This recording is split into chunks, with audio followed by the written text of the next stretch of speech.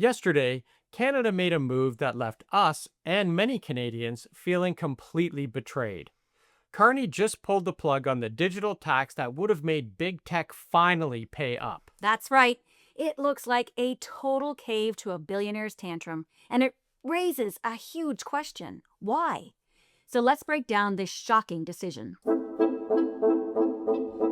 So, why do we think dropping this tax was such a boneheaded move?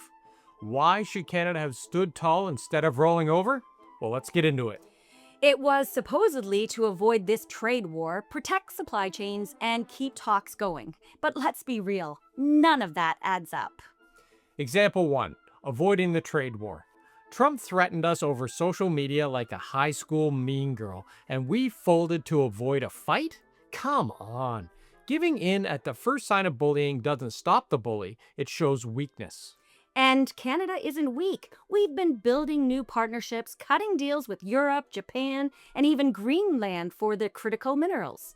We have some leverage. We're not some fragile sidekick. We're a G7 country. Rolling over now just invites more threats. It's like giving your lunch money to the school bully. They don't stop, they just get hungrier.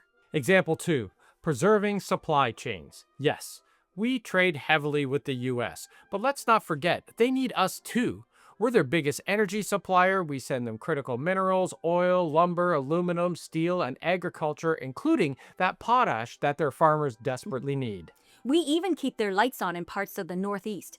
Canada has what America wants. It's not a one-sided charity case. Plus, Canada is diversifying faster than ever. We're tearing down interprovincial trade barriers, investing in domestic production, and locking in critical mineral deals. If we want to stand on our own 2 feet, then we can't keep cowering every time Trump stomps his feet.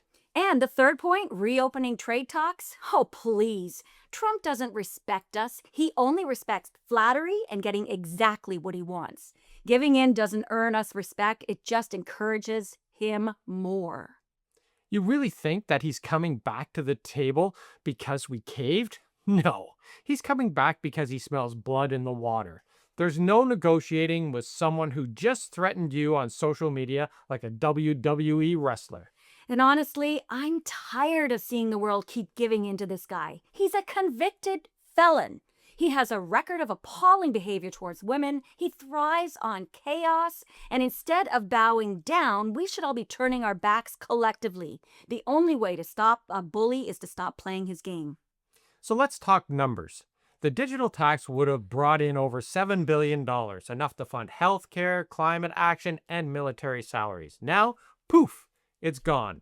Meanwhile, big tech is popping champagne and Trump's calling us weak from the back of his golf cart.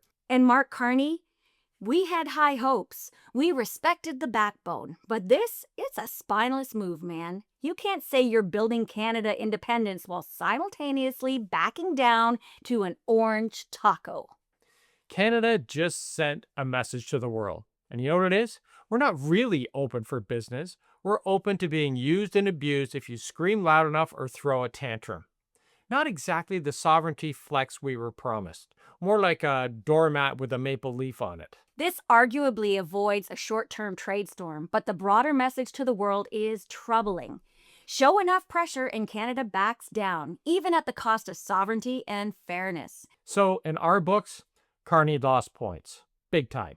We need a Canada that stands up, not rolls over. And let's not forget, Canada has already given Trump plenty. We let him renegotiate the USMCA, a deal that he made, by the way, and reneged on.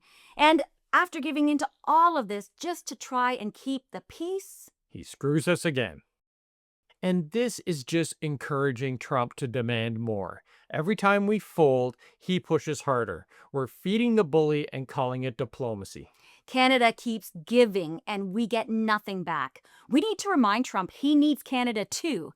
But with moves like this, we've lost all the cards. And here's the thing.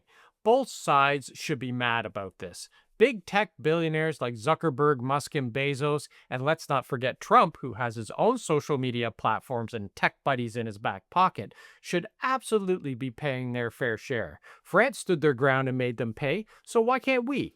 This isn't a left or right issue. It's about fairness. Everyday Canadians pay their taxes, small businesses pay their taxes, but these mega billionaires just keep cashing in as they throw lavish yacht parties and shut down cities for private weddings, all while the rest of us pick up the tab.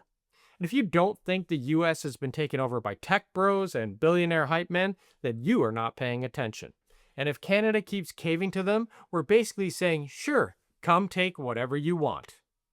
So, what's your take on what Carney did last night? Tell us in the comments below because we'd like to hear both sides. But for us, this was a big fail.